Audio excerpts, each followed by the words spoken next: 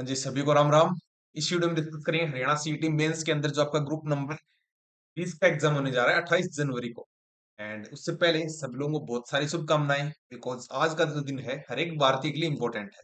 इसको religious angle से ना देख के हम एक ओल्ड ट्रेडिशन हमारा वापिस आ रहा है, ठीक है, जो कि बहुत जरूरी है। उसका कल्चर ही आपको डिस्टिंग बनाता है, ठीक है। तो लोगों की तरह बिल्कुल भेड़चाल से अच्छा है हमारे कल्चर हम प्रिजर्व रखें। And India again unity diversity उसी के लिए जाना जाता है। तो सभी लोग अच्छे से रहें। एंड इस वीडियो के अंदर हम कुछ एक पोर्शन डेयरी साइंस का डिस्कस करने वाले हैं। And I just want to clear कि मैं कोई भी एक्सपर्ट नहीं हूँ इस सब्जेक्ट का, तो गलतियां भी हो सकती हैं। एंड आपको अगर कोई भी मिस्टेक लगे तो आप करेक्ट कर सकते हैं, बट ट्राई करो आप जो करेक्ट करे हो वो एटलीस्ट स्टैंडर्ड सोर्स का हो, क्योंकि हमने जो सोर्स प्रेफर किया वो बिल्कुल स्टैंडर्ड है, ठीक है। एंड आई विल एडवाइज कि किस टाइप के क्वेश्चन पूछे जा सकते हैं। तो आप एक तो ट्राई करो कि जैसे डेयरी डेवलपमेंट कोऑपरेटिव में आपका जो चेयरमैन है रणधीर सिंह, उनका आपको पता हो। जैसे अमूल के चेयरमैन है, एक बार देख लेते हैं यहाँ पे। तो जी बिल्कुल फैक्चुअल है। अमूल आपकी 1973 में बनी थी, ठीक है। एंड कई जगह इसका 1965 भी आता है। तो यहाँ पे आप इसको पढ़ सकते हैं ऑफिशियल वेबसाइट पे। ये सब नहीं पूछता, बट इनके जो चेयरमैन है जैसे श्री सालम भाई बी पटेल, ओके, बस इतना पूछ सकता है। एंड कहाँ पे है? गुजरात के अंदर। चलिए स्टार्ट करते हैं डेयरी का कुछ एक बेसिक पोर्शन। एंड हो सकता है यहाँ से 4 से 5 क्वेश्चन भी आ जाए इस पर्टिकुलर सेशन से, एंड एक क्वेश्चन भी ना आए। बट अगेन चीजें आपको जरूर हेल्प करेंगे कहीं ना कहीं एलिमिनेशन के अंदर। फर्स्ट ऑफ ऑल यहाँ पे लिखा हुआ है स्टैंडर्ड फॉर एसएनएफ। एसएनएफ की फुल फॉर्म आ सकती है सॉलिड नॉट फैट, जो कि रेगुलेट करता है प्रिवेंशन ऑफ फूड एडल्ट्रेशन। आपका जो एक एक्ट है उसके अंदर बताया गया था। इसका डायरेक्ट फुल फॉर्म आ सकती है कि prevention of food adulteration. Adulteration क्या होता है? कोई भी चीज जो किसी फूड को खराब बनाती है या फिर उसकी क्वालिटी को इंफीरियर करती है, ठीक है। तो कोई भी ऐसे केमिकल हो सकता है या फिर कोई भी ऐसा सब्सटेंस जिससे आपके जो फूड का क्वालिटी को इम्पैक्ट होती है। तो इसका एक्ट पूछ सकता है 1976। एंड सॉलिड नोट फैट कितना होता है अलग अलग मिल्क के अंदर, ठीक है। ये आप बताया गया कि 9% होता है इन जनरल फेलो, सिप, ओट एंड डबल टोन्ड मिल्क। तो डायरेक्टली आ सकता है कि what is the percentage of SNF in buffalo milk, that is 9%। 8.7% होता है स्किम्ड मिल्क। इस मिल्क के अंदर बिल्कुल भी फैट नहीं होता, उसको स्किम मिल्क बोलते हैं। ये हम आगे डिस्कस करने वाले हैं।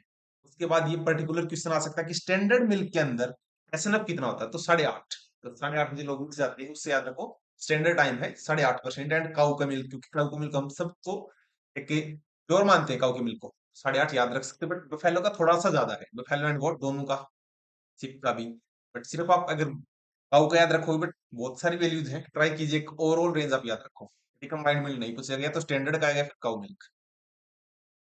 Then standard for milk fat. अब फैट का भी क्वेश्चन आ सकता है जैसे एसएनएफ का है इसी तरह। तो ये भी आपका पीएफए के अकॉर्डिंग स्किम मिल्क के अंदर कितना होता है डेफिनेटली बन सकता है 21 स्टार ये टेबल रहेगी 0.5%। स्किम मिल्क के अंदर 0.5। डबल टोन्ड, इसके हम थोड़ा सा इसको ऐड करते हैं तो 1.5। तो डबल कर दिया, बट डबल से थोड़ा सा ज्यादा कर दिया, 1.5, 3 टाइम्स इसको बढ़ा दिया स्किम मिल्क के कंपैरिजन में। टोन्ड मिल्क के अंदर डबल का हमने थोड़ा सा डबल किया है, ठीक है, तो 3%। सिप के मिल्क में आ सकता है रिकम्बाइंड मिल्क। सबसे इंपॉर्टेंट काऊ और फैलो की मिल्क को लेके रहेंगे, क्योंकि हरियाणा के अंदर सबसे ज्यादा पॉपुलेशन आपको पता होनी चाहिए फैलो की है। उसके बाद बाकी जो कैटल है उसके रिगार्डिंग काऊ के मिल्क में। एंड काऊ से ज्यादा कौन सी डिस्ट्रिक्ट में आप कमेंट सेक्शन में बताएंगे। एंड बफेलो कौन सी डिस्ट्रिक्ट में? 3.5% किसके अंदर है? काऊ के मिल्क। तो डायरेक्ट आ सकता है काऊ के मिल्क में फैट कितना है, 3.5। एंड बफेलो की मिल्क में ये भी आ सकता है, दैट इज 5% के आसपास। बट स्टैंडर्ड मिल्क में 3.5। तो 3.5, 4.5, 5.5, सॉरी 5%। ये तीनों को याद रखो, 3.5 काऊ के मिल्क में, 4.5 स्टैंडर्ड मिल्क में। उसके बाद chemical composition of milk of the different animals, अलग अलग जो एनिमल है उसके मिल्क के अंदर कितना आपको वाटर मिलता है, कितना फैट मिलता है। फैट हमने ऑलरेडी देख लिया, बट एक बार दोबारा से देख लेंगे। एंड यहाँ पे मिल्क फैट और फैट का थोड़ा सा डिफरेंस है, वो भी हम डिस्कस करेंगे। फर्स्ट ऑफ ऑल काऊ के मिल्क में, या फिर एक ओवरऑल आप अंडरस्टैंडिंग याद रखो, 85% के आसपास वाटर मिलता है, ठीक है। इन जनरल बता रहा हूँ मैं, बट स्पेसिफिक पूछे काऊ के जो मिल्क उसके अंदर आपको वाटर मिलेगा 86.6, बफेलो में 84.2। एंड सिप में इनसे थोड़ा सा कम है, तो काइंड ऑफ हम मान सकते थोड़ा पतला दूध है, ठीक है। गोट का थोड़ा सा गाढ़ा है 86.5। गोट एंड कैमल सेम है। And so I don't know ये क्या होता है, आप देख लेना। उसके बाद अगर काऊ के मिल्क में फैट की बात करें तो यहाँ पे हमने कितना लिखा था 3.5 मिल्क फैट, यहाँ पे 4.6, फैलो में 6.6, 21 स्टार आप इसको याद रखें, डायरेक्ट आ सकता है। बट यहाँ पे सबसे हाईएस्ट पूछ सकता है इन सब के अंदर, दैट इज सिप, बस इतना ही याद रखो। उसके बाद अगर बात करें प्रोटीन की, काऊ के मिल्क में प्रोटीन है 3.4, सिप के अंदर सबसे ज्यादा है, इतना याद रखो, एंड बफेलो में है 3.9। ठीक है, बाकी आप इन जनरल खुद पढ़ सकते हो, बिकॉज बहुत सारा फैक्चुअल कंटेंट हो जाएगा एंड एग्जाम में याद नहीं आने वाला। ठीक है, उसके बाद लैक्टोज जो कि एक मिल्क का प्रोटीन है, ये भी सीधा सा आ सकता है कि what is lactose, that is a protein.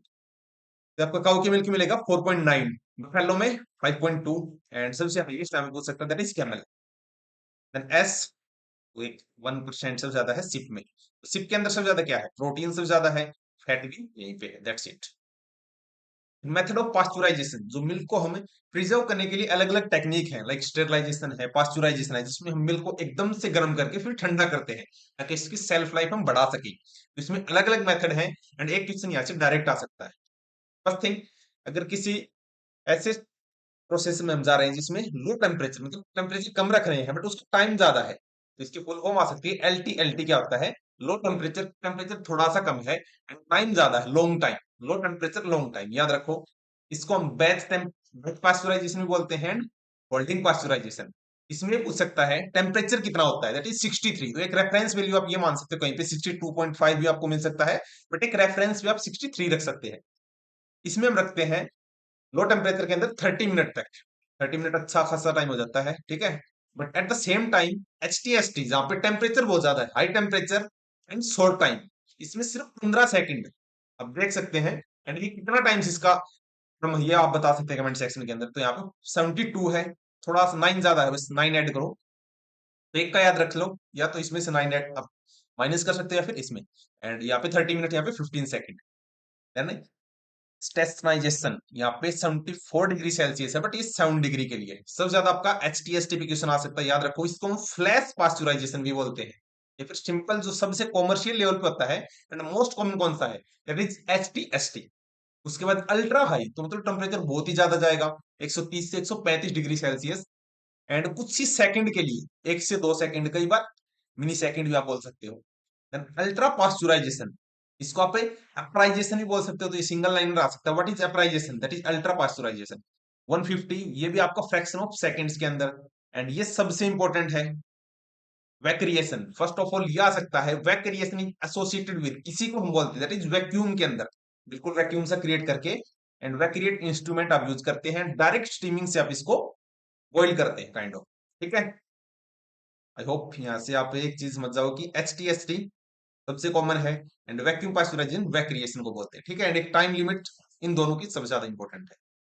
उसके बाद H T S T is modern method है of pasteurisation and commercial level पे यूज होता है, तो डायरेक्ट आपकी स्टेटमेंट यहाँ से बन सकती है। वैक्यूम पास्चुराइजेशन के अंदर milk is pasteurised under reduced pressure and direct steam. Vacuum वाले में क्या है, स्टीम के साथ, तो स्टीम एक कीवर्ड याद रखना है कि स्टीम में हम किसके साथ कर रहे हैं, वैक्यूम वाले में। Vac reactor is use to remove feed and other volatile flavours को आप निकालने के लिए जो कि क्रीम के अंदर है, एंड पास्चुराइज करने के लिए for the butter making. Butter making में कौन सा है, वैक्यूम पास्चुराइजेशन, दैट्स इट। अब इनके एडवांटेज डिसएडवांटेज नहीं आने वाली, बट एक ओवरव्यू हम ले लेते हैं। इससे क्या होगा, डिमिनाइज हो जाएगी न्यूट्रिटिव वैल्यू, बहुत सारे आपके बेनिफिशियल सब्सटेंस यहाँ पे खत्म हो सकते हैं। रिड्यूस क्रीम लाइन और क्रीम वॉल्यूम कम हो जाएगी।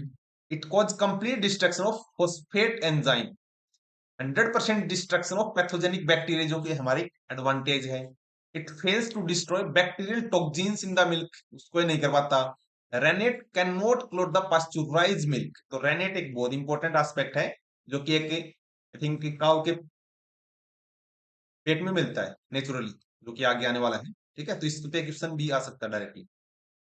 उसके बाद इंडेक्स ऑर्गेनिज्म फॉर पास्चुराइजेशन कौन सा है, ऑक्सीजेला ब्रोंकी। ठीक है, पॉजिटिव एजेंट है for the Q fever. Q fever क्या होता है, इस पे कौन सा होता है, ये आ सकता है, देखो थोड़ा सा टेक्निकल है, so we will see. Phosphate enzyme in normally present किसके अंदर होता है, रो मिल्क के अंदर, but it is destroyed by pasteurization, ये खत्म हो जाता है phosphate enzyme.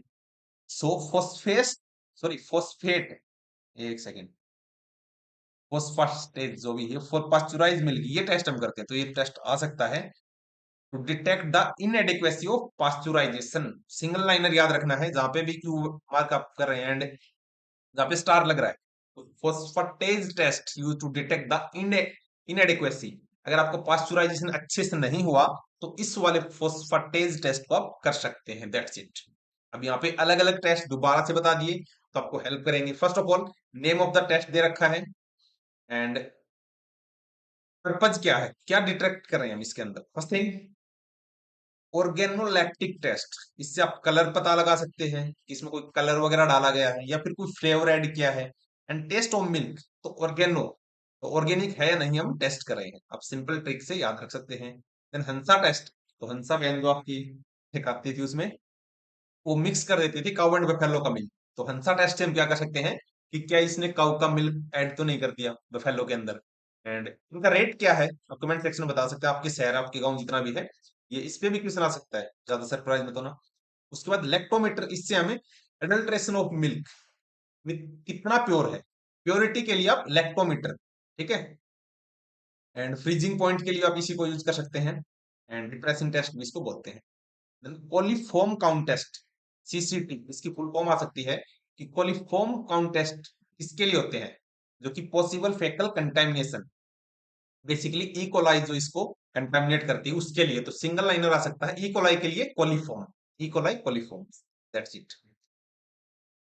Then COB test, इसकी भी फुल फॉर्म आ सकती है क्लॉट ऑन बॉइलिंग, बॉइलिंग के टाइम पे कितनी क्लॉटिंग हो रही है, तो हीट की स्टेबिलिटी से हम जान सकते हैं। देन एसिडिटी टेस्ट या फिर अल्कोहल प्रेसिपिटेशन टेस्ट, इससे आप एसिडिटी ऑफ मिल्क पता कर सकते हैं। सिंगल लाइनर आ सकता है अल्कोहल प्रेसिपिटेशन टेस्ट, तो आपको लगेगा कि प्रेसिपिटेशन हो रही है, एसिडिटी ऑफ मिल्क को हम जान रहे हैं, इसको एसिडिटी बोलते हैं। एसिडिटी के नाम से वो नहीं पूछने वाला। फिर एक अल्कोहल टेस्ट होता है जिसको एलिजरीन टेस्ट भी बोलते हैं, तो पीएच के लिए, ठीक है। तो पीएच भी आप कमेंट सेक्शन में बता सकते हैं मिल्क का पीएच कितना है। तो अल्कोहल एलिजरीन टेस्ट या फिर हीट स्टेबिलिटी, तो हीट स्टेबिलिटी हमने पहले देखा था क्लोटिंग के अंदर भी। डाई रिडक्शन टेस्ट भी होता है डीआरटी, इसको हम मिथाइलिन ब्लू रिडक्शन टेस्ट बोलते हैं। एंड रिसर्जिन टेस्ट भी इसको बोला जाता है, ये बैक्टीरियल कंटामिनेशन को देखता है। तो बैक्टीरिया को हमने डाई कर दी, ऐसे आप याद रख सकते हैं। डीएमसी, इसकी फुल फॉर्म भी आ सकती है डायरेक्ट माइक्रोस्कोपिक काउंट, कितने कुछ माइक्रोब्स हैं, ठीक है। तो टाइप्स ऑफ माइक्रोब जो कि मिल्क के अंदर प्रेजेंट हैं, तो टोटल नंबर ऑफ बैक्टीरिया, चाहे वो जिंदा है फिर डेड है, ठीक है। फिर है एसपीसी स्टैंडर्ड प्लेट काउंट, इससे आप बैक्टीरियल कंटामिनेशन को देखते हैं। तो बैक्टीरियल में हमने डाई भी देखा था एंड इसके अंदर भी। इसमें वाइबल बैक्टीरिया, वाइबल क्या होता है, जो कि आगे कंटेमिनेशन कर सकता है। एंड इनवाइबल है तो आगे कुछ नहीं कर सकता। वाइबल है एबिलिटी टू जर्मिनेट, ठीक है, तो वो आगे फर्दर अपनी जो कॉलोनीज है उसको बना सकता है। कुछ और भी टेस्ट है जैसे कैलिफोर्निया मेस्टिस टेस्ट, सीएमटिस को बोलते हैं, स्पेशली मेस्टिस्टिस इसके लिए होता है, देख लेना आप जो भी ये। एंड बाकी ये टेस्ट भी है, ब्लू टेस्ट भी है, होटिस मिलर टेस्ट भी है। तो नाम आ सकते हैं सिंगल लाइन, बाकी टेक्निकलिटीज में हम नहीं जाने वाले। फोस्फेटेज टेस्ट पहले भी हमने देख लिया कि पास्चुराइजेशन अच्छे से हुई है। अगर इसकी वैल्यू नेगेटिव आ गई तो मतलब आपका जो पास्चुराइजेशन वो अच्छे से हुआ है। बट अगर पॉजिटिव आ रही है तो इसका मतलब आपको पास्चुराइजेशन अच्छे से नहीं हुआ, ठीक है।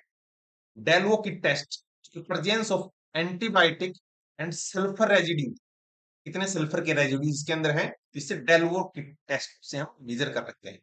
फिर आयोडीन सॉल्यूशन जो कि स्टार्च एडल्ट्रेशन को देखता है, तो मिल्क के अंदर स्टार्च कितना आपका मिक्स हो रखा है। देन स्टार्च पर oxidase test, mixing of heated milk, जो कि फ्रेश मिल्क के अंदर हीटेड मिल्क कितना है, तो स्टार्च से आप देख रहे हैं। Then bromo cresol purple solution, detergent in the milk, ये हम देखते हैं। Picric acid solution, gelatin. And अगर मिल्क के अंदर यूरिया है तो आप डाइमिथाइल अमाइनो बेंजालिडाइड, ये एजेंट इससे आप देख सकते हैं, ठीक है। तो अगर इंपॉर्टेंट वन की बात करें कि इसके अंदर सबसे इंपॉर्टेंट कौन सा है, फर्स्ट आपका एंसा टेस्ट, जिसमें आप mixing of cow and buffalo milk को देखते हैं। एंड स्टेबिलिटी, बैक्टीरियल कंटामिनेशन, ये वाला इंपॉर्टेंट है। And inadequacy of the pasteurisation, phosphatase test very very important. बाकी देखो कोई सा भी आ सकता है, कोई भी गारंटी नहीं है। बट इन जनरल जो आपके क्वेश्चंस बनते हैं उसके हिसाब से हम डिस्कस करेंगे। उसके बाद स्टैंडर्ड प्लेट काउंट जो कि रॉ मिल्क के लिए हम करते हैं, इससे हम एस्टिमेट करते हैं कि total number of viable bacteria कितने हैं। वाइबल कौन से होते हैं जो आगे फर्दर अपनी पॉपुलेशन इंक्रीज कर सकते हैं। इसके अलग अलग इंटरप्रिटेशन है कि अगर इसमें इतनी वैल्यू आ रही है तो इसको हम किस कैटेगरी का डालेंगे। फर्स्ट ऑफ ऑल, अगर एसपीसी के अंदर अगर आपकी जो पर एमएल में बैक्टीरिया लेस देन 2 लाख है तो वेरी गुड, इसको माना जाता है। 2 से 10 लाख है तो इंक्रीज होगी तो अच्छा नहीं माना जाएगा, that's it. Less than 2 lakh में वेरी गुड आएगा।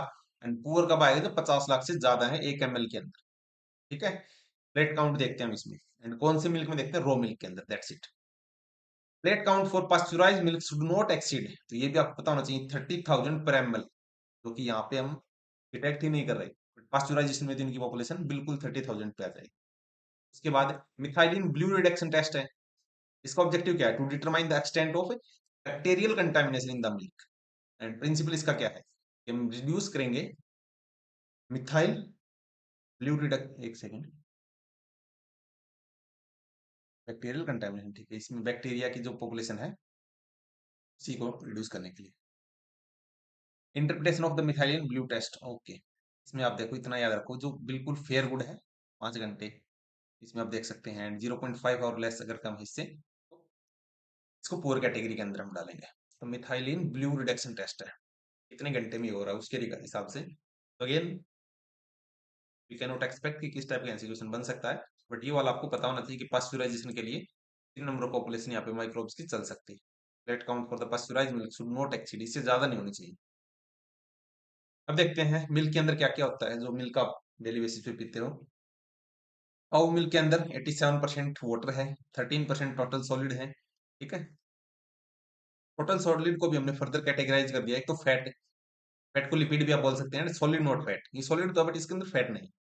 फैट इंक्लूड, फैट में, फैट के अंदर क्या क्या है? फोस्फोलिपिड्स हैं, कोलेस्ट्रॉल है। तो जब कोलेस्ट्रॉल की बात करते हैं उसके कंटेक्स्ट में आप समझ सकते हैं, यहाँ पे कैरोटीन इसके अंदर है, तो ये आ सकता है कि carotene is a part of fat.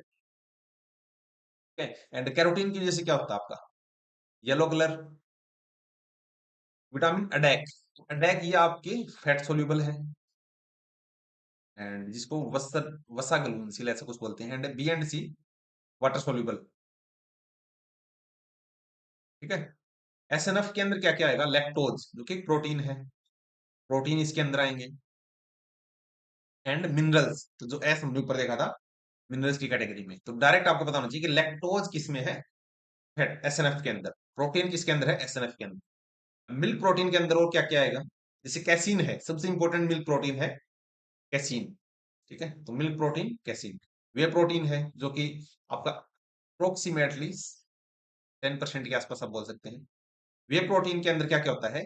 लैक्टोबल्मीन and लैक्टोग्लोब्यूमिन, जो कि बीटा, ये दो है, alpha lacto albumin and beta lactoglobulin. And riboflavin जो कि विटामिन कौन सा बता सकते हैं? ठीक है, जो कि ग्रीनिश येलोइश पिगमेंट है, जो कि कलर प्रोवाइड करवाता है। वे प्रोटीन, ठीक है, ये आ सकता है डायरेक्ट। वे प्रोटीन के लिए कौन सा है? राइबोफ्लेविन। उसके बाद काउ मिल्क के अंदर कैसीन कितना है? जो कि एक मिल्क प्रोटीन है, दैट इज 3%। बफेलो में थोड़ा सा ज्यादा है, 1.3 ज्यादा है इसके अंदर, तो 4.3 बफेलो के अंदर। कैसीन आपका 80% है टोटल मिल्क प्रोटीन। देखो मिल्क प्रोटीन जो हम देख रहे हैं इसको हम क्या बोल रहे हैं? लैक्टोज। तो लैक्टोज के अंदर आप कैसीन कितना है? 80%। 20% वे प्रोटीन वाले आएंगे, जिनको हमने क्या नाम दिए हैं? Alpha lactalbumin and lactoglobulin. ठीक है, उसके बाद कैसीन जो कि एग्जिस्ट करता है मिल्क में, किस फॉर्म में है? कैल्शियम कैसिनाइट एंड फॉस्फेट कॉम्प्लेक्स की फॉर्म में। उसके बाद कैसीन रेस्पॉन्सिबल किसके लिए? विस्कोसिटी, जो गाढ़ापन है। व्हाइट कलर आपको प्रोवाइड करवा रहा है, बट आपका येलो कलर कौन सा प्रोवाइड करवा रहा है? That is carotene. एंड जो बफेलो का येलो कलर नहीं है मिल्क का, उसका कारण यही है उसके अंदर आपका कैरोटीन नहीं मिलता। ठीक है, एंड वो आपका जो कैरोटीन उसको विटामिन ए में चेंज कर देती है। ठीक है, there are 3 types of casein protein, alpha beta gamma. ठीक है, अल्फा कैसीन जो है इसमें 2 कंपोनेंट है, इतना डिटेल में नहीं जाएगा। ठीक है, कैसीन जिसमें कैल्शियम सेंसिटिव कैसीन है, पोटेशियम कैसीन है, and calcium ion not so important. अब ये कप का अलग अलग यहाँ पे बता रखा कि मिल्क के अंदर form in which they exist in the milk. जो अलग आपकी जो फैट है वो किस फॉर्म के अंदर आपको मिल सकती है मिल्क के अंदर, तो फैट का है बेसिकली इमल्सन। इससे आप इसको निकाल सकते हैं। कैसीन प्रोटीन ये कोलोइडल सस्पेंशन की फॉर्म में आपको मिलेगा। वे प्रोटीन ये भी आपका कोलोइडल सॉल्यूशन में मिलेगा। तो सस्पेंस में है प्रोटीन, कौन सा protein, casein protein, but way protein का बिल्कुल सॉल्यूशन है। लैक्टोज और एस जो मिनरल्स है वो आपको ट्रू सॉल्यूशन के अंदर मिलेंगे। तो ये टेबल आपकी बहुत इंपॉर्टेंट है। इमल्सन के भी फर्दर टाइप हैं, इतना आपको याद नहीं रहने वाला बिन एग्रीकल्चर ग्रेजुएट, तो ज्यादा दिल पे मत लेना इसको। टाइप्स ऑफ इमल्सन कौन कौन से हैं, मिल्क और क्रीम के अंदर फैट इन वाटर, ये आपको बता रखा कि इससे आप इसको अलग करेंगे तो आपको ये मिलेगा। बटर मिलेगा water in the fat, and meat आपका oil in water, note I will not recommend it. उसके बाद मिल्किंग मेथड कौन कौन से हैं, आप हाथ से निकाल सकते हैं या फिर मशीन से निकाल सकते हैं। मोस्ट कॉमन है इंडिविजुअल फार्मर के लिए, ये वाला कहाँ पे है, डेयरी फार्म के अंदर। अब इसके भी फर्दर इन्होंने टाइप बता रखे हैं कि अगर हम कंपैरिजन करेंगे of fisting, knuckling and stripping, ये तीनों डेफिनेशन प्लीज आप कमेंट सेक्शन में बता सकते हैं अगर आपको पता है तो।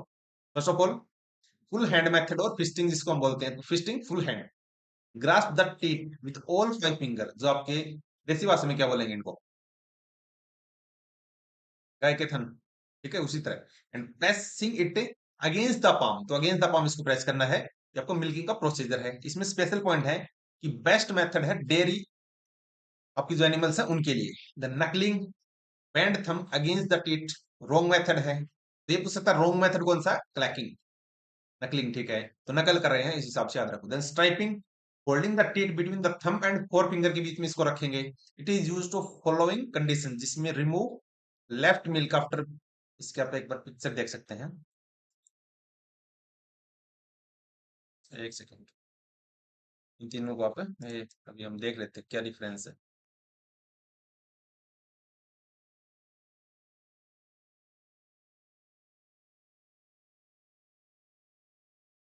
वैसे कोई यूटिलिटी नहीं होने वाली।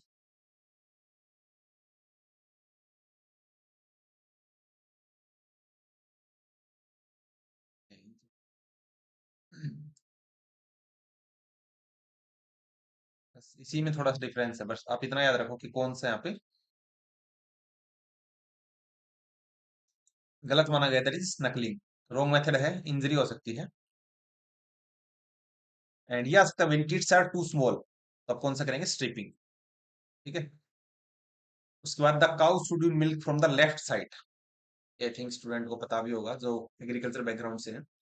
First few strip of milk should not mix with the rest of the milk, because यहाँ पे अलग अलग कैटेगरीज है, एक तो फोर मिल्क होता है, एक होता है लास्ट मिल्क, एक होता है मिड मिल्क। तो जो सबसे पहले आपका निकाला जाता है, मतलब आप अगर एवरेज 10 मिनट आपका टाइम लग रहा है, तो जो स्टार्टिंग की 1-2 मिनट होगा उसको बोलेंगे फोर मिल्क, सबसे पहले। इसके अंदर आपकी जो फैट है आई थिंक ज्यादा होती है, एक बार आप देख लेना। एंड लास्ट में जो आपकी लास्ट की 2-3 मिनट है, एंड मिड आपका जो बीच वाली में है, ठीक है। Okay okay okay, four milk जो सबसे पहले आप निकाल रहे हैं, इसमें बहुत सारे बैक्टीरिया भी आएंगे, इसलिए आपको इसके साथ अलग से निकाल देते हैं, या फिर हम क्या करते हैं, जो बछड़ा होता है उसको छोड़ते हैं, ठीक है।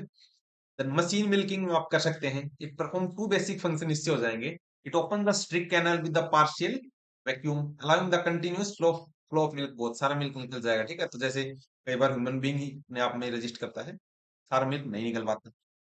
It massage the teeths, prevent करता है congestion of the blood in the teeth, उसको भी थोड़ा सा मसाज मिल जाता है, दैट्स इट। उसके बाद मिनिमम हैंड साइज कितना होना चाहिए, जो कि मशीन मिल्किंग के लिए करें तो 20, सिंगल लाइन में क्वेश्चन बन सकता है। रिकमेंडेड वैक्यूम कितना होना चाहिए, 10 से 15 इंच। ऑप्टिमम पल्सेशन रेट, एक मशीन में 60 साइकिल्स, 1 मिनट के अंदर 60 साइकिल, तो 60 साइकिल कैसे याद रखेंगे, 60 सेकंड के हिसाब से। Pulsation rate should not less than 40 cycles, इससे ज्यादा नहीं होनी चाहिए 120 से। तो ऑप्टिमम याद रखो कितनी नहीं होनी चाहिए, ये सब नहीं पूछता। Then pulsator is also known as heart of milking machine, किसको हम बोलते हैं, पल्सेटर, तो पल्सेटर क्या है, मशीन है, या फिर एक इंस्ट्रूमेंट है जिससे आप वो करें। Then pulsation ratio of milk machine, cattle के लिए 60-40 है, बफेलो के लिए 50-50। नो ट्रिक, आप अगर, आई डोंट थिंक इतना आएगा बट देख सकते हैं। Ideal vacuum for milking machine, cattle के लिए 352, एंड बुफेलो के लिए 400।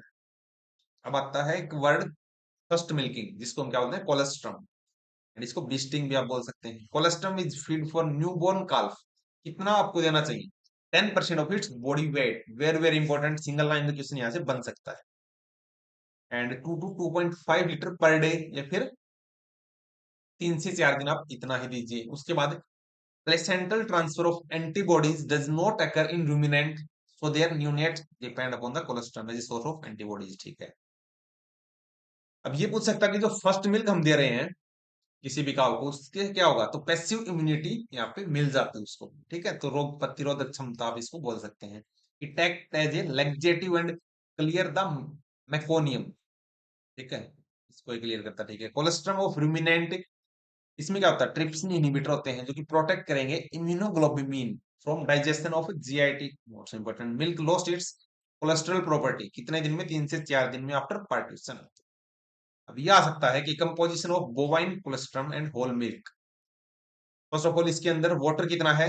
76, बट होल मिल्क का आपको ज्यादा पूछेगा, 87%। टोटल सॉलिड कितने होते हैं होल मिल्क के अंदर? 13%। प्रोटीन कितना मिलेगा? 3%, 3.2। फैट मिलेगा 4%। Lactose 5%, S 1.7। आई थिंक आपको ये लग रहा है कि थोड़ा सा बोर हो रहा है, सो हम ट्राई करेंगे बस इसको।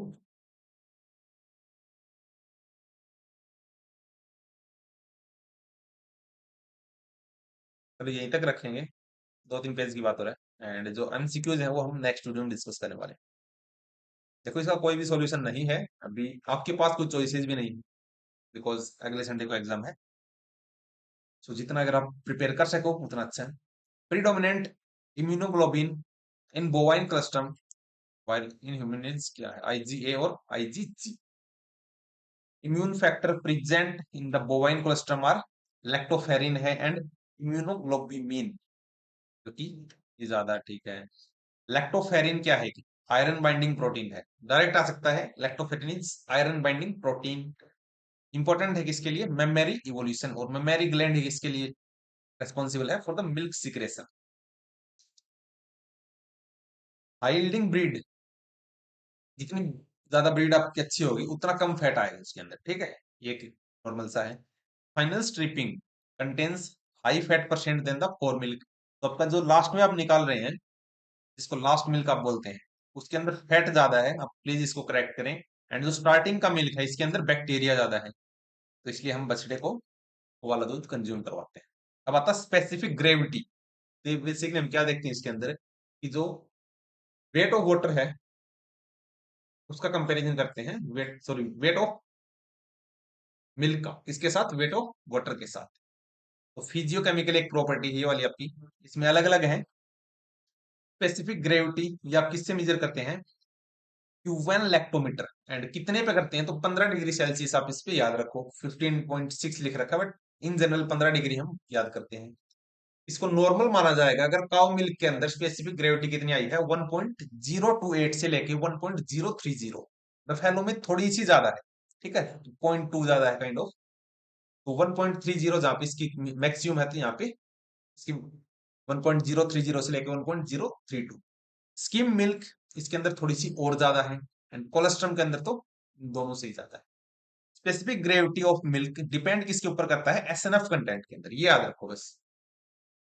ठीक है, एंड आप अगर फैट ऐड कर रहे हैं तो स्पेसिफिक ग्रेविटी कम हो जाएगी। ठीक है, उसके बाद अगर डेंसिटी हम मेजर कर रहे हैं मिल्क की, कि मिल्क कितना डेंस है, तो आपके पास दो डिवाइसेज हैं, या तो आप हाइड्रोमीटर से इसको मेजर कर लीजिए, या फिर आप साइक्लोमीटर से, तो आ सकता है। एंड इसके लिए एक ऑप्टिमम टेम्परेचर है 20 डिग्री सेल्सियस। एक रिफ्रैक्टिव इंडेक्स है जो कि मिल्क की प्योरिटी के लिए भी आप कर सकते हैं।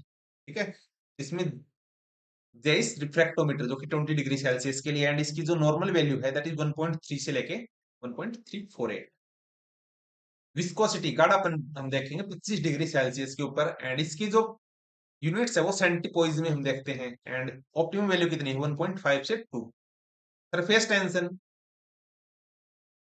जितना आप फैट ऐड करेंगे या फिर अदर केमिकल्स ऐड करेंगे तो इससे आपका क्या इफेक्ट पड़ेगा, ये आप बता सकते हैं। इसकी रेफरेंस वैल्यू है 54.59 सेंटीमीटर।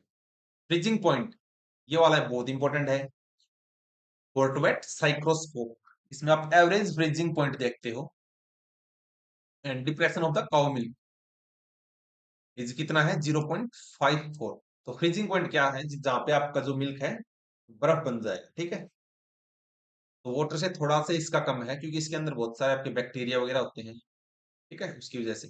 एंड सेम वे के अंदर इसका जो बॉइलिंग पॉइंट है जहाँ पे गर्म होगा तो वो भी थोड़ा सा 101 डिग्री के आसपास है एंड ये वाला है 0.547, 0.5 याद रखो। वैसे ही नेगेटिव में भी आ सकता है, ठीक, 0.5 याद रखो। उसके बाद फैट अगर आप मेजर करें हैं तो आपके पास डिवाइस है ब्यूटाइरोमीटर, इसको बेस्ट मेथड माना जाता है। तो इसको गर्बर ने आपको वो किया था, तो गर्बर ब्यूटाइरोमीटर एंड सोकलेट अपैरेटस आपके पास है, ठीक है। पीएच निकालने के लिए कोई डिवाइस यहाँ पे नहीं बता रखी, जस्ट आप पीएच पेपर से देख सकते हैं। तो काउ मिल्क का है 4.6, सॉरी 6.4 से लेके 6.6 एंड एवरेज ही पूछ लिया अगर मिल्क का पीएच 4.6 से 6, सॉरी 6.4 से 6.7, तो 6-7 ऐसे याद रखो बस। बफेलो मिल्क थोड़ा सा ज्यादा है इसका पीएच एंड आपको ये पूछ सकता है कि मिल्क की कंपोजिशन कैसी है, थोड़ी सी स्लाइटली एसिडिक। तो 6.4 किसका है, काऊ का and 6.7 that is buffalo. Higher pH of fresh milk indicate क्या करता है, एडर इन्फेक्शन, कि आपको मैस्टिटिस जानवर को हो रखा है। एसिडिटी की बात करें, काऊ मिल्क के अंदर एसिडिटी कितनी होगी 0.13, ठीक है। बफेलो में 0.14 से लेके 0.15, देखो दोनों वैल्यू याद मत रखो, एक वैल्यू याद रखो, that's it. Freshly drawn milk is atmospheric to litmus and जैसे जैसे एटमॉस्फेरिक टेम्परेचर से भी आपका एसिडिटी इंक्रीज होती है। तो ये इस टाइप के क्वेश्चन आ सकते हैं कि एटमॉस्फेरिक प्रेशर या फिर टेम्परेचर के अंदर एसिडिटी भी क्या फर्क पड़ेगा, कि वो डिक्रीज होगी इंक्रीज होगी, यहाँ पे आपको याद रखना है। बॉइलिंग पॉइंट है 100.5 एंड कई जगह आपका 101 मिलता है बट 100 से ज्यादा है।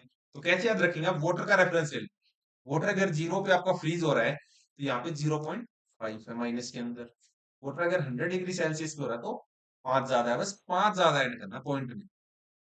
फिर है रैकनेगल फिनोमिना, इसके अंदर क्या होता है, specific gravity of freshly drawn milk इसमें कम होती है and increase by 0.001 as time advance, not so important. अब आता है स्पेसिफिक ग्रेविटी, तो specific gravity of milk 1 plus CLR by 1000, जहां पे CLR क्या है, करेक्टर लैक्टोमीटर रीडिंग, तो ये फॉर्मूला आपको एग्जाम में एज इट इज आ सकता है। स्पेसिफिक ग्रेविटी ऑफ वाटर कितनी होती है 1 and specific gravity of milk कम हो जाएगी जैसे जैसे आप वाटर ऐड करेंगे, फैट ऐड करेंगे तो भी कम हो जाएगी, तो कुछ भी ऐड कर रहे हैं तो कम हो रही है, याद रख। एंड इंक्रीज हो जाएगी अगर हम इसमें स्कीम मिल्क ऐड करें, तो स्कीम मिल्क ऑलरेडी क्या है जिसके अंदर फैट ही नहीं है, तो ये इसको और भी कम कर देगा। या फिर आप अगर इसमें से क्रीम निकाल लेंगे, फैट निकाल लेंगे, तो स्पेसिफिक ग्रेविटी क्या हो जाएगी, बढ़ जाएगी। ऐड कर रहे हैं तो आपकी डिक्रीज हो जाएगी एंड कुछ रिमूव कर रहे हैं तो बढ़ जाएगी। Freezing point, the freezing point of pure distilled water कितना आता है 0 degree, while freezing point of milk slightly कम होता है। क्यों होता है, presence of soluble constituent like इसमें लैक्टोज है, कुछ मिनरल्स हैं, जिससे आपका फ्रीजिंग पॉइंट डिप्रेस हो जाता है। Lactose and chloride are primary responsible किसके लिए है, फ्रीजिंग पॉइंट को कम करने के लिए। फ्रीजिंग पॉइंट ऑफ काउ और बुफेलो मिल्क कितना है -0.53, तो 0.5 याद रखो, that's it. With an average कितना है 0.545, ना कॉम्प्लेक्स नहीं होना, 0.5 याद रखो, 4535 ये जो भी है। एडिशन ऑफ 1% ऑफ वाटर अगर आप मिल्क में ऐड कर रहे हैं तो इसका फ्रीजिंग पॉइंट कितना बढ़ जाएगा 0.006। तो आप कैसे समझ सकते हैं इसको कि वाटर ऐड करेंगे तो वाटर का ऑलरेडी खुद का कितना है, वाटर जल्दी फ्रीज होगा तो इसको बढ़ा देगा, ठीक है। अब आता है मेमरी ग्लैंड, जिसको आप क्या होता है udder. Mammary gland are modified sudoriferous gland होते हैं, एक्टोडर्मल है and are innervating the only sympathetic fiber, parasympathetic fiber और एब्सेंट इन अडर। देखो आई डोंट नो ये सब चीजें क्या हैं, बस मैं आपके लिए कर रहा हूँ, ठीक है। तो देखते रहो जितना आपको समझ आ रहा है। अब मान सकते हैं कि पढ़ के हम इसको सुना रहे हैं kind of. Then entering milking interval कितना होता है, सब्सिक्वेंट मिल्किंग जैसे आप इसमें ऐड करेंगे, सो 12 आवर के आसपास। या फिर कितना कितने टाइम मिल्क बाद, कितने टाइम बाद आप मिल्क निकाल सकते हैं, तो उसको ऐसे समझ सकते हैं, ठीक है, 12 घंटे। The interval between subsequent milking, तो अगर आपके घर में आपकी मम्मी पापा जो भी निकाल रहे हैं, अगर सुबह 5 बजे निकालेंगे, आप देखना कि शाम को 5 बजे के आसपास ही वो कर। That's it। तो इससे आप समझ सकते हैं। Proportion of milk stored in the cistern alveolus. Goat में होता है 80-20। आप बफेलो और काऊ का याद रख सकते हैं 5.5:95।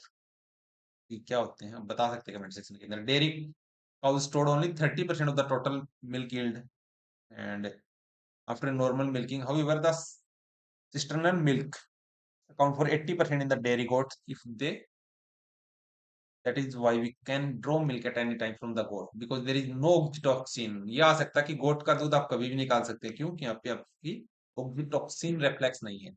केस ऑफ गोट और लेट। सर्कुलेटरी सिस्टम अगर आप इसका देखोगे तो एरिएट्रल ब्लड सप्लाई यहाँ पे होता है बाय एक्सटर्नल प्यूटिक आर्टरी, जिसको आप क्या बोलते हैं मेमेट्री या फिर मेमेरी आर्टरी। इसमें वीनस इतना नहीं देखना आपको, बाकी एब्डोमिनल वैल्यू कितनी है, फर्स्ट रूट एक्सटर्नल में ये है, पेराइनल में थर्ड रूट पे। एक आता है word index of milking ability, इसको आप बोल सकते हैं सबैक्टेशियस एब्डोमिनल वेन, इसी के तरह काम कर रहे हैं, ठीक है।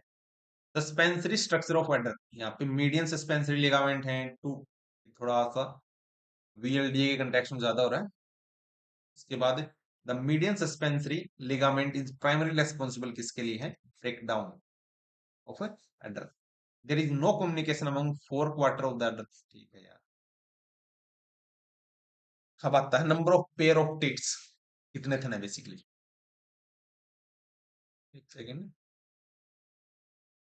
पेयर पूछ रखा, ठीक है। बफेलो और काउ के अंदर 2 पेयर है, मतलब टोटल नंबर ऑफ 4। कैमल के अंदर एक है, बफेलो और काउ का याद रखो मोर देन एंड गोट के याद रख सकते हो 1 पेयर। डिजीज जो कि ट्रांसमिट होती है ह्यूमन किसके थ्रू, अगर आप मिल्क कंज्यूम कर रहे हैं contaminate. First thing infection of the milk जो कि डायरेक्टली काउ से आता है, यहाँ पे आपको बोविन टीबी हो सकती है, माल्टा फीवर हो सकता है, एंडुलेंट फीवर आपको हो सकता है, ठीक है। इन्फेक्शन आपको हो सकता है man to cow then to milk, ठीक है। तो सेप्टिक स्कोर थ्रोट हो सकता है, स्कारलेट फीवर हो सकता है, प्लेथेरिया हो सकता है। डायरेक्ट कंटेमिनेशन जो कि ऑफ मिल्क बाय ह्यूमन, तो टाइफॉइड फीवर, पैराटाइफॉइड, तो आपको टीबी याद रखना है काउ वाले से। एंड डायरेक्ट कंटामिनेशन अगर हो रहा है बाय ह्यूमन तो टाइफॉइड फीवर भी हो सकता है, डाइसेंट्री भी हो सकता है, गैस्ट्रोट्रैक्टिस ये भी हो सकता है। इनडायरेक्ट कंटामिनेशन ऑफ, इनडायरेक्ट अगर रहे तो भी पैराथायरॉइड, ठीक है। तो ये कॉमन से ही है। Classification of Indian dairy, very very important. Indian dairy जो प्रोडक्ट है, first of all types of Indian dairy product कौन कौन से है। एक तो कंसंट्रेटेड होल मिल्क, लाइक आपने खीर बना ली, सारा ही सारा मिल्क ही ऐड कर रहे हैं, ठीक है। बसूंदी, खोआ। खोआ क्या होता है, जब आप इसको हीटिंग पे रखते हैं एंड 3 से 4 घंटे बाद इसका जो आपको एक कंडेंस फॉर्म मिलती है, मावा इसको बोलते हैं, रबड़ी होती है, कुल्फी होती है। तो ये पूछ सकता है कौन से प्रोडक्ट है कंसंट्रेटेड वाले। फिर कोगुलेटेड मिल्क प्रोडक्ट, जिसमें आपको दही मिलेगा, श्रीखंड मिलेगी, पनीर जिसको आप बोल सकते हैं, चन्ना, तो चन्ना भी आ सकता है, ठीक है। छन्ना इसको बोलते हैं बहुत जगह। Product of clarified butter fat industry, मक्खन, घी, लस्सी, तो प्रोडक्ट है क्लेरिफाइड बटर फैट के। अब very very important classification of khoa, जो घर पे आप मावा वगैरह बनाते हो जिसको आप खोआ भी बोलते हैं, तो इसके अंदर क्या क्या होता है। फर्स्ट ऑफ ऑल अलग अलग टाइप है इसके, एक तो धप, एक पिंडी, एक है दानेदार। दानेदार नाम से ही है, जैसे कलाकंद है जिसमें दाने से होते हैं काइंड ऑफ। बस देखते हैं पिंडी, थोड़ा सा एक कोई इस टाइप इस शेप का होगा, ठीक है। एंड हरियाणा के अंदर चूरमा भी होता है, इसकी भी पिंडी होती है, ठीक है। इसमें फैट होता है 21 से 26%। इसके एग्जाम्पल है बर्फी और पेड़ा। अगर बर्फी और पेड़ा आप खा रहे हैं तो पिंडी आपकी अच्छी हो जाएंगी। पिंडी इसको क्या हरियाणा भाषा में किसको बोलते हैं, जो आपके पैर होते हैं काइंड ऑफ। फिर दप, इसमें 20 से 23%। गुलाब जामुन और पेंटुआ, इसके एग्जाम्पल हैं। दानेदार में कलाकंद और गोड बर्फी। एंड आप अपनी फेवरेट डिश यहाँ पे कमेंट कर सकते हैं, बट इसका कोई रेलेवेंस था नहीं है। मिल्क, बट कोई फैक्ट बता सकते हैं आप इससे रिलेटेड जो कि एग्जाम में इंपॉर्टेंट हो। केमिकल कंपोजिशन ऑफ खोआ, इसमें क्या क्या होता है। काउ मिल्क के अंदर मॉइस्चर होगा, इस खोआ के अंदर 25% फैट आ सकता है। बफेलो में ज्यादा फैट है एंड काउ के अंदर 25% फैट है। आयरन दोनों में बात करें तो आयरन आपका काउ के अंदर ज्यादा है। प्रोटीन किस में ज्यादा है, काउ के अंदर ज्यादा है।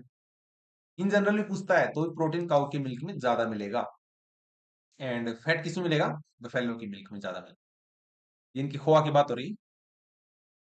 Milk normally contains 2 to 4 ppm of iron, but the higher the iron content of khoa because of कड़ाही is made up of iron. आपकी जो कढ़ाई होती है जिसमें आप ये सब चीजें बनाते हैं, उसकी वजह से आपका आयरन कंटेंट बढ़ रहा है। स्पेशल पॉइंट क्या क्या है खोआ के बारे में? एक तो ये मिल्क से बनता है। मिनिमम फैट लेवल इसमें 4% होना चाहिए, काऊ का मिल्क है तो 5% होना चाहिए बफेलो मिल्क के अंदर, अगर आप गुड क्वालिटी का ही बना रहे हैं तो। अदरवाइज डालडा घी का आप बना सकते हैं। डालडा घी नहीं, सॉरी, वो तो उसमें लास्ट में ऐड होता है। देसी घी हम ऐड करेंगे। नॉर्मल यील्ड कितनी मिलेगी? देखो, अगर आप 1 किलो है आपके पास, तो आपको बता रहे हैं 17 से 20%, तो उन्होंने एवरेज आप मान सकते हैं 1/4 के टाइम, बट ये तो 20% से भी कम बता रहे हैं। बट इन जनरल अगर आपके पास प्योर है तो आप मान के चलिए 25%। अगर आपके पास 5 किलो है तो इसका आप बता सकते हैं आपको कितना मावा मिलने वाला है। काउ मिल्क के अंदर 21 से 23% मिलेगा। सॉरी, काउ मिल्क के अंदर 17 से 19% एंड 21 से 23 बफेलो, तो आप 25 याद रख सकते हो एवरेज। दही की बात करें, एक फर्मेंटेड मिल्क प्रोडक्ट है। एंड टाइप ऑफ दही कौन कौन से हैं? एक तो खट्टा दही होता है, एक मीठा दही होता है। एंड इनके अंदर 0.5 से 1% स्टार्टर हम यूज करते हैं, जो कि किसको हम बोलते हैं, जो एक जामुन बोलते हैं, ठीक है, हरियाणा के अंदर। प्रीवियस डे दही होता है या फिर बटर मिल्क, अगर आप इसको ऐड करेंगे मिल्क के अंदर, बिकॉज एक प्राइमरी प्रोडक्ट क्या है? मिल्क। उसी से आपकी सारी चीजें घूम रही है यहाँ पे। फिर स्वीट एंड दही होता है, जो कि ईस्टर्न रीजन में हम बेसिकली बांग्लादेश वगैरह में आते हैं। एंड इसको हम मिष्टी दही, लाल दही भी बोल देते हैं, प्याव दही भी बोल देते हैं। अब कुछ इंपॉर्टेंट फैक्ट है। बफेलो मिल्क व्हाइट है due to casein protein, but cow का येलो है ड्यू टू बीटा कैरोटीन। उसके बाद लीस्ट वेरिएबल कंपोनेंट कौन सा मिल्क का? That is lactose, wise most variable fat, ठीक है।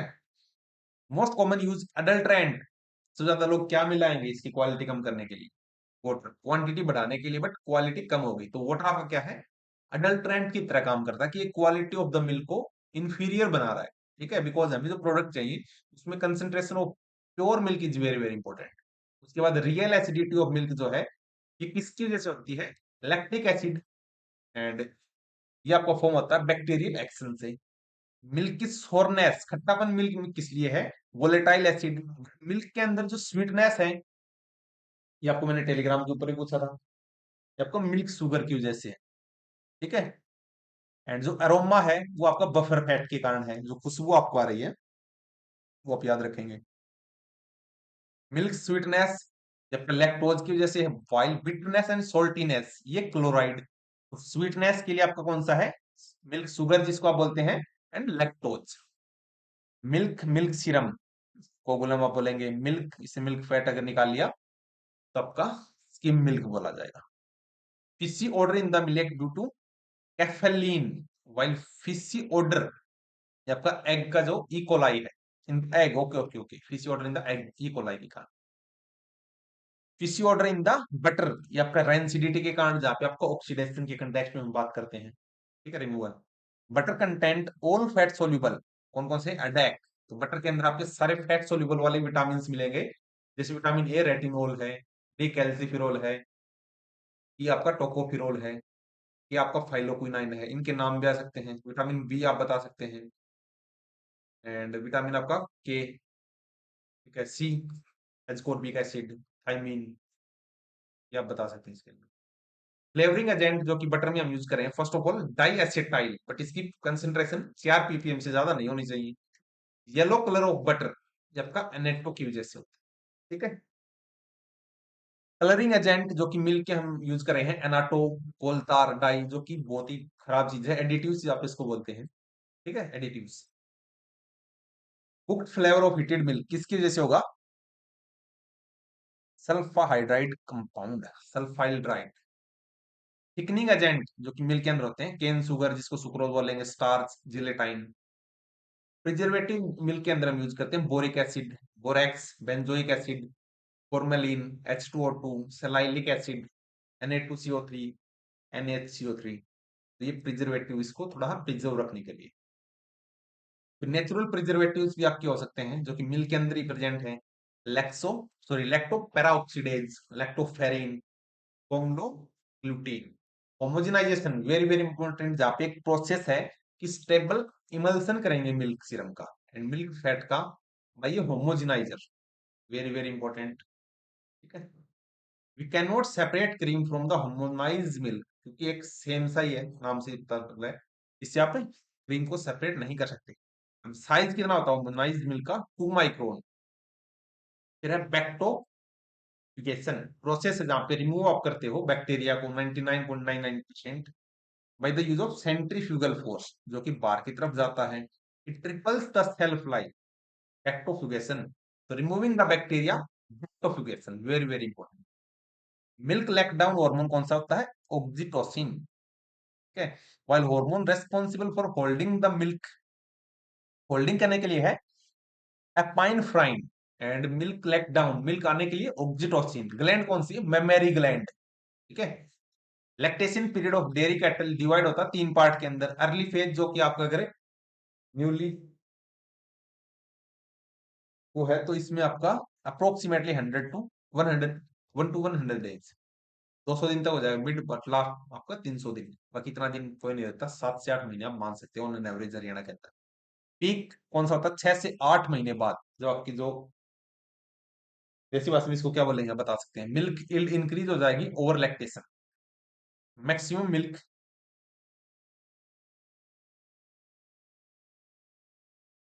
Second, maximum milk yield 4 to 6, ठीक है, ये आप याद रखिए, आ सकता है। And in dairy cattle dry matter जो है intake that peak during the mid phase, तो ड्राई आपका इनटेक कब है? Mid phase. ठीक है, रेजिड्यूल मिल्क क्या होता है? अमाउंट ऑफ मिल्क जो आपके पास बच गया in the adder after normal milking. ठीक है, it can obtain only after the oxytocin injection से ही, एंड री मिल्किंग से आप निकाल सकते हैं। तो एक उसी के अंदर आपका एनिमल के अंदर ही है। Older cow have high percentage of residual milk. ठीक है, इनके अंदर आपको ज्यादा मिलेगा। Percent of residual milk is more in lower yield, कम है देन आपका हाई यील्डर के कंपैरिजन में। A cow with a high percentage of residual milk show a lower persistency of a lactation। फिर आता है एक वर्ड एसिटेट, जो कि रेस्पॉन्सिबल किसके लिए? मिल्क फैट सिंथेसिस के लिए। फिर आता है विटामिन B1, विटामिन सी, जो कि आपका पास्चुराइजेशन के टाइम में बिल्कुल ही लॉस्ट हो जाएंगे। एंड स्टेरिलाइजेशन, इसमें भी आप जितने भी माइक्रोब्स उनको मार डालोगे। फिर आता है irradiated milk, vitamin D content यहाँ पे आपका इंक्रीज हो जाएगा by the UV rays treatment, तो इसको इरेडिएशन, रेडिएशन के थ्रू आप इसको ट्रीट कर रहे हैं। स्टेनलेस स्टील और एल्यूमिनियम एलॉय जो कि मेनली यूज होते हैं manufacturing of the dairy utensils, very very important आ सकता है। एल्यूमिनियम के एलॉय आप यूज कर रहे हैं, stainless steel. And milking utensils should be sanitize होने चाहिए हाइपोक्लोराइड से, very very important. And next video में हम कुछ एक एमसीक्यूज अप्रोक्सीमेटली 130 के आसपास उसको डिस्कस करने वाले हैं। तो कमेंट सेक्शन में आप बता सकते हैं आपको अगर कुछ याद हुआ हो या फिर इंपॉर्टेंट लगा हो, एंड देखते हैं जो भी आगे का प्रोसीजर हो सकेगा। तो अभी के लिए इतना ही, thank you, have a nice day.